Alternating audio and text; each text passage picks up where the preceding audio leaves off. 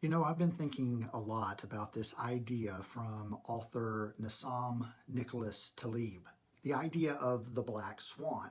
Not the bird, but those moments that crash into our lives from out of nowhere and change everything. That kind of event that feels impossible until it's already happening. And then afterward, people rush in to say they knew it was coming all along. Hello, friends. I'm Scott Lloyd, author of the book, The God I Was Given, and scholar of race, religion, culture, and communication. And I want to talk about how this idea is speaking to the moments that we're living through right now.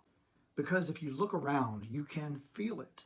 Things feel fragile, not just tense, not just divided, but breakable. Like we've built our political and social world out of material that can't handle pressure anymore. I remember watching January 6th unfold on live television, watching people scale the Capitol steps, screaming with a kind of certainty that felt holy to them, even though it carried no holiness at all. And in that moment, it felt like the bottom dropped out of something, like a veil was pulled back. And afterward, everyone suddenly had an explanation. We should have known. The signs were there. But that's exactly what Taleb warns us about. The illusion that we could have predicted the unpredictable, the comfort of hindsight, the story we tell to protect ourselves from the truth that we are not nearly as in control as we like to believe. See, we talk a lot about democracy like it's permanent. We talk about institutions like they are self-maintaining. But the reality is they are fragile. They are gardens, and gardens need tending. My dad taught me that when I was a kid in rural Arkansas. He'd kneel in the dirt, rake in hand, and tell me, you don't just plant something and walk away. The weeds show up whether you want them to or not. The soil dries out whether you notice or not. You have to pay attention. You have to care. We did not tend the garden of our civic life. We let weeds of resentment grow. We let conspiracy take root where truth should have been planted. We let winning matter more than belonging.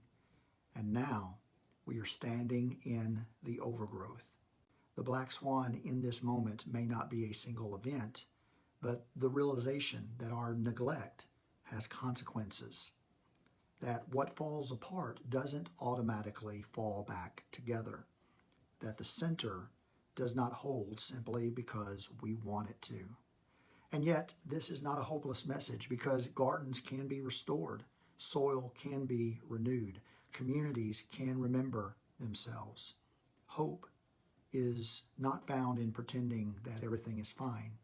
Hope is found in doing the ordinary, humble work of tending what we've been given, telling the truth, listening with patience, loving our neighbor more than we love our ideology, and choosing community over spectacle.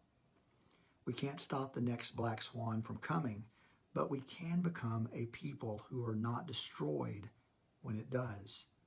Tending the garden slowly, patiently, faithfully, that's where our future begins.